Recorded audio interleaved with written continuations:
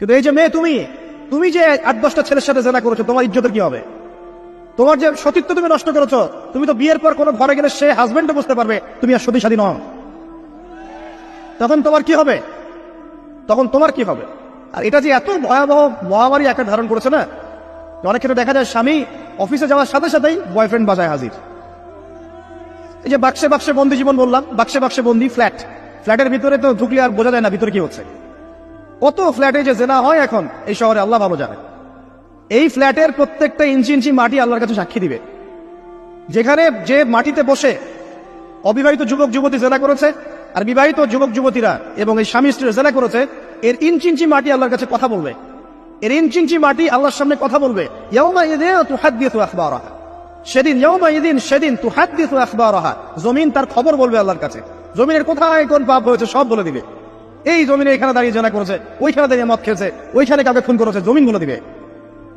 একটা কথা এখানে মাঝখানে বলে দেই, যারা অবিবাহিত যুবক যুবতী আছো, এই লেকচার তোমরা যারা শুনছো, তোমাদের মধ্যে কেউ যদি জেনা করে থাকো, অবিবাহিতের কথা বলছি, তোমাদের কাদের মধ্যে এখন 100 বেত্রাঘাতের শাস্তি ঝুলে আছে।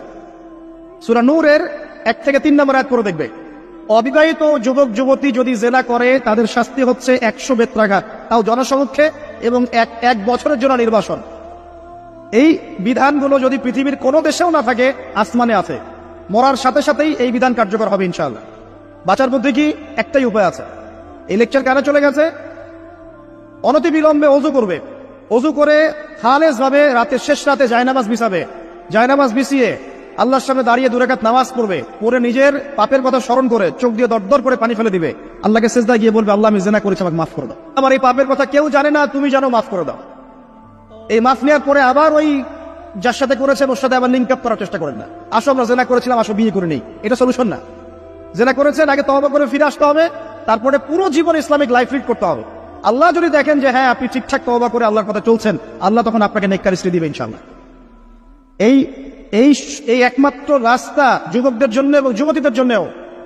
যুবকরা না হলে পার পেয়ে যেতে পারে, কারণ একটা কথা সমাজে প্রচলিত আছে না, যে ছেলে মানুষের ইজ্জত তো সহজে যায় না, গোপন হয়ে গেছে, কেউ জানে না, আল্লাহ মাফ করে দিয়েছেন, সে হয়তো পার পেয়ে গেল।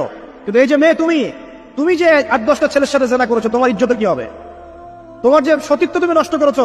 তুমি তো বিয়ের পর কোনো ঘরে গেলে সে হাজবেন্ডও বুঝতে পারবে তুমি আর সতী সাদী নও। তখন তোমার কি হবে? বিবাহিত যারা আছে, এই যে দেবর আর ভাবি, এই যে শালি আর দুলা ভাই, মধুর সম্পর্ক না এগুলা?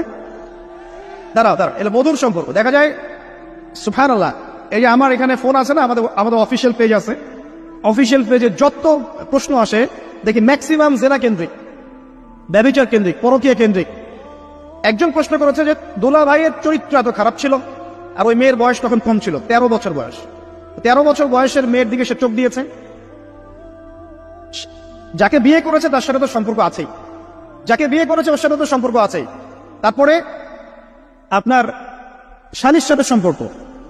এখন শালীর সাথে তার 2 বছর ধরে সম্পর্ক করার পর সেগুলোর ভিডিও ধারণ করে তাকে ব্ল্যাকমেইল করছে যে যদি আমার সাথে খারাপ কাজে সে রাজি না হয় তাহলে এই ভিডিওগুলো ভাইরাল করে ফেল। এই যে অনলাইনের যুগ, এখন তো মানুষ নিশ্চিন্তে মানুষ যে একটা প্রাইভেট লাইফ লিড করবে সেটাও করতে পারে না।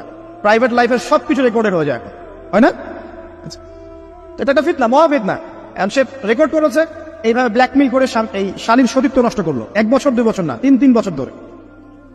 এখন এই মেয়ে প্রশ্ন করছে পেজের মধ্যে যে এখন তার মানসিক অবস্থা এতই খারাপ, সে জিজ্ঞাসা করছে আমি যদি আত্মহত্যা করি তাহলে আমার পাপ হবে কিনা। এই মেয়েটা যদি আপনার বোন হতো কি করতেন? আল্লাহ না করুক এই মেয়ে যদি কারো মেয়ে হতো তাহলে কি করতেন আপনি? আপনার কাছের কেউ হলে আপনি কি করতেন? এখানে ওই শাস্তিটা না বলে সামনে যেতে পারছি না।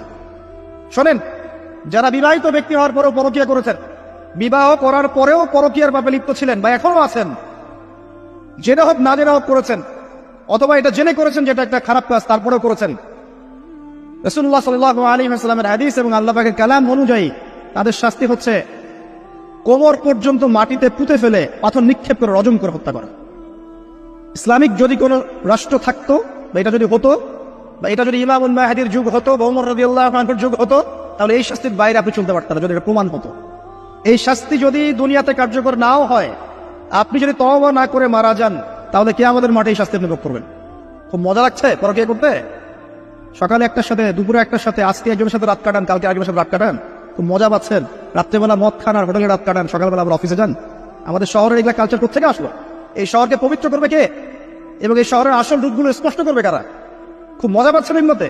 সুবহানাল্লাহ। একটা বিষয় বুঝাই, ইসলামে কেসাস আছে, কেসাস। মনে করেন আমাকে কেউ হত্যা করেছে, আপনি তাকে হত্যা করতে পারবেন। মনে করেন আপনি কাউকে হত্যা করেছেন, ঠিক আমাদের লজের মতো, কেউ যদি কাউকে হত্যা করে তাকে ফাঁসি দেওয়া হয় না, এরকমই কেউ যদি কাউকে হত্যা করে, ইসলামের বিধান কেসাস করা, মানে হাতের বদলে হাত, চোখের বদলে চোখ, কানের বদলে কান, নাকের বদলে নাক, জানের বদলে জান, যদি প্রমাণ হয়। কিন্তু এখানেও হত্যাকারীর বাঁচার সুযোগ আছে। কিরকম? মনে করেন আপনি আমার পরিবারের কাউকে হত্যা করেছেন, আল্লাহ না করুক। এখন আপনি এসে আমাকে ক্ষমা চাচ্ছেন যে আমার ভুল হয়ে গেছে, আমি মুক্তিপণ রক্তপণ দিব, আমাকে মাফ করে দেন। এখন আমাদের পরিবারে কি আপনাকে বললো ঠিক আছে আপনাকে মাফ করে দিলাম, আপনার কেসাস করার দরকার নেই, আপনি রক্তপণ দিয়ে দেন, তাহলে আপনি বেঁচে থাকার সুযোগ পেলেন। বুঝতে পারছেন? একটা হচ্ছে মুরতাদ। মনে করেন কেউ ইসলামের কিছু বিষয় অস্বীকার করেছে, তাকে জেলখানায় বন্দী করে রাখা হবে, সুযোগ দেওয়া হবে যে আপনি কি এগুলো জেনে শুনে বলেছেন নাকি এর উপর অটল থাকবেন না ফিরে আসবেন। সে যদি বলে না আমি তওবা করলাম, আমি এগুলো থেকে ফিরে আসলাম, ও বেঁচে থাকার অধিকার পেয়ে গেল। কিন্তু বিবাহিত ব্যক্তি যারা ব্যভিচার করেছে, বিবাহিত ছেলে বা মেয়ে ব্যভিচার করেছে, তওবা করে যদি ফিরেও আসে, রজমের শাস্তি থেকে বাঁচার কোনো সুযোগ নেই। আল্লাহর কাছে ক্ষমা চান, ইস্তেগফার করেন। জেনার ফলশ্রুতিতে সমাজে মহামারী নেমে আসে। জেনা, পরকীয়া, অশ্লীলতার কারণে সমাজে এমন সব রোগ ব্যাধির উদ্ভব হয় যেগুলো কখনো ছিল না। এই শহরটা জেনার শহর, আমাদের এই ঢাকা শহর জেনার শহর। আপনাকে এটা বোঝার জন্য আমার লেকচার না শুনে আপনি পেপার পত্রিকা ঘাটেন, অনলাইন সার্চ করেন, দেখবেন এই শহরে আনাচে কানাচে জেনা হয় এবং ওপেন জেনা হয়, মানুষ জেনাকে হালাল মনে করে। এই শহরের যুবক যুবতী যারা একে অপরের সাথে বয়ফ্রেন্ড গার্লফ্রেন্ড কালচারে লিপ্ত আছে, এটাকে তারা হালাল মনে করে, কেউ হারাম মনে করে না। কত বড় সাহস দেখায়। আর রাস্তা দিয়ে আমরা হেঁটে গেলেও বয়ফ্রেন্ড গার্লফ্রেন্ড এসে আমাদেরকে সালাম দেয়, বুঝুন আমাদের জন্য একটু দোয়া করেন। তো প্রত্যেকটা পার্কে পার্কে যাবেন, এই যে আপনাদের রেস্টুরেন্টগুলোতে যাবেন, দর্শনীয় যে স্পটগুলো সেখানে যাবেন, দেধার সে জেনা হচ্ছে, জেনা আর জেনা। আমি এই যুগের কথাই বলছি। নবী সাল্লাল্লাহু আলাইহি ওয়াসাল্লাম বলছেন, আমাদের নবী বলছেন, আমার উম্মতের একটা অংশ, সবাই না, আমার উম্মতের একটা অংশ অবশ্যই জেনাকে হালাল করে নিবে, অবশ্যই মদকে হালাল করে নিবে, মদ পান করবে কিন্তু মদের নাম পণ্য দিবে, এবং তারা গান বাজনা বাদ্যযন্ত্র নর্তকীদেরকে হালাল মনে করে নিবে। নবী সাল্লাল্লাহু আলাইহি ওয়াসাল্লাম বলেছেন, যখন সমাজে এরকম পাপ বাড়ে তখন সমাজে এমন সব রোগ ব্যাধি আসে যা আগে কখনো ছিল না। এবং এদের ব্যাপারে নবীজি বলেছেন, একদিন সকালবেলা আল্লাহ পাক এদেরকে বানর এবং শুয়োর বানিয়ে দিবেন।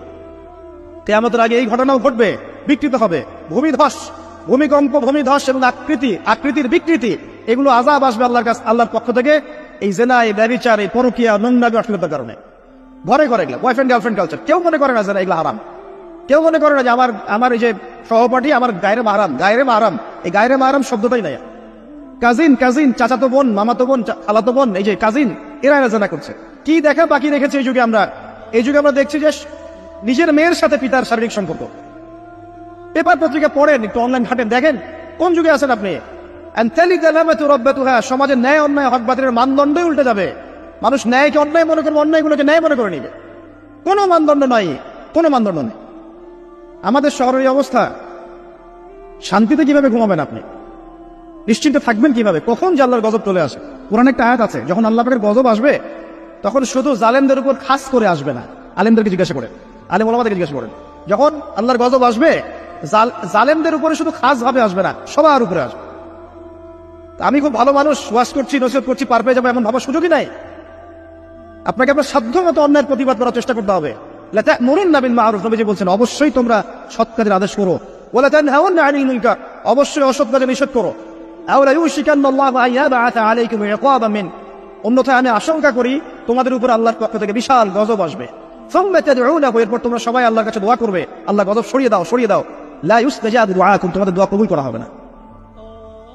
নবী সাল্লাল্লাহু আলাইহি ওয়াসাল্লাম বলেছেন, মান রাআ মিনকুম মুনকারান, তোমাদের মধ্যে যে কেউ হুয়েভার হি ইজ, যে কেউ যদি কোনো মুনকার, নোংরা, গর্হিত কোনো কাজ দেখে, তাহলে যেন ফাল ইউগাইয়ির বিয়াদিহি, তার সামর্থ্য থাকলে হাত দিয়ে যেন ঠেকায়। সামর্থ্য থাকলে হাত দিয়ে যেন ঠেকায়। যাদেরকে আল্লাহ পাক হাত দিয়ে ঠেকানোর ক্ষমতা দিয়েছেন তাদেরকে আল্লাহ জিজ্ঞাসাবাদ করবেন, কেন ঠেকালে না তুমি? জেনার লাইসেন্স দিলে কেন? মদের লাইসেন্স দিচ্ছে কেন? ঠেকালে না কেন তুমি? অন্যায় কাজকে ঠেকালে না কেন? যদি তুমি না পারো, ওয়াইল্লাম ইয়াস্তাতি, যদি সে না পারে, তাহলে ফাল ইউগাইয়ির বিলিসানি, তাহলে যেন মুখ দিয়ে সেটা প্রতিবাদ করে। এই যে মুখ দিয়ে প্রতিবাদ করার ক্ষমতা আলেম ওলামার আছে, যাদের হাতের ক্ষমতা নেই, মুখের ক্ষমতা আছে। সেটাও যদি না পারে, ওয়াইল্লাম ইয়াস্তাতি, সেটাতেও যদি সে সক্ষম না হয়, ফাবিকলবি, তাহলে যেন অন্তর দিয়ে ঘৃণাটা পর্যন্ত করে। বিযালিকা আযআফুল ঈমান, এটা হচ্ছে ঈমানের সবচেয়ে নিকৃষ্ট একটা অবস্থা, সর্বনিম্ন অবস্থা, এর নিচে ইমানের কোনো অবস্থাই নাই। তার মানে অন্যায় দেখে আমাদের যাদের মনে কোনো ফিলিংসই কাজ করছে না, তার মানে আমাদের ইমান নাই। আসলে সহজ কথা, ইমানের সেই তেজ নাই আমাদের মধ্যে। আসুন, একটা ব্যাখ্যা এটাও হতে পারে সমাজে ন্যায় অন্যায় হক বাতিলের মানদণ্ড উল্টে যাবে।